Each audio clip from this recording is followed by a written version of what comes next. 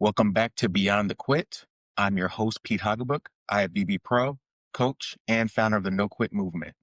This podcast is about what happens after you want to give up, when things don't always go your way, when the plan falls apart, and when your faith feels tested.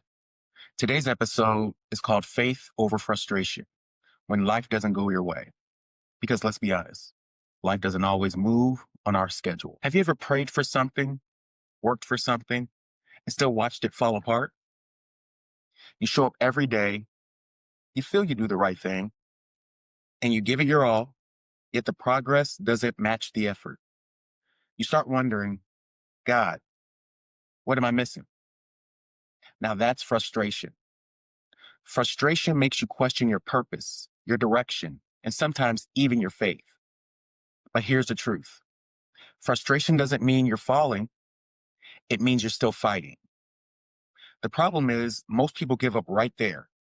They stop right before the breakthrough. Faith is easy when everything works, and faith is hard when everything falls apart. But real faith isn't proven in comfort. It's proven in chaos. The Bible says in Hebrews 11:1, faith is the substance of things hoped for, the evidence of things not seen. That means faith is trusting that God's plan is still moving, even when you can't see it. God's silence doesn't mean his absence. And what I felt in my spirit was simple. He was saying, I'm not developing your success, I'm developing you. That moment changed how I saw everything. See, sometimes God delays the what because he's working on the who. You can't carry next season's blessings with last season's mindset. The waiting season isn't punishment, it's preparation. So when frustration hits, it's not time to give up, it's time to press in. So here are 3 truths that have helped me keep my faith nice and steady. God is still in control. Your emotions don't change his position. Number 2, obedience comes before outcome. So keep showing up even when you don't see results. Your faithfulness is your seed. Number 3, gratitude unlocks your peace. When you thank God for what you have, you make space for what's next. Think about David. David in the Bible was anointed to be king, but was sent back to the field to watch sheep. He had the promise, but still had to wait. God used that waiting to build his heart, his discipline, his patience, because he couldn't lead the kingdom until he learned to lead in quiet places. The same principle applies to you. Your delay might not be denial.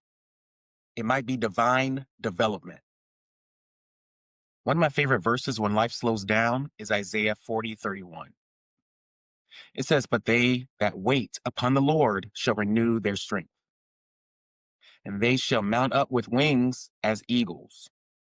They shall run and not be weary, and they shall walk and not faint. That verse reminds me that waiting doesn't mean standing still. It means trusting that God is strengthening you while you move forward in faith. So here's my challenge for you this week. When frustration shows up, don't run from it. Stop and ask, God, what are you showing me through this? A simple shift turns frustration into growth. Because faith isn't about what you see, it's about who you trust. So you might be in a dark season right now, wondering if God forgot about you. But darkness doesn't mean defeat. God does his best work in the dark, where nobody's watching, but everything's growing. So stay patient, stay faithful. Because one day you'll look back and realize the thing you prayed to escape was the very thing that prepared you to lead. That's what Beyond the Quit is about. Pushing through when everything in you wants to absolutely stop.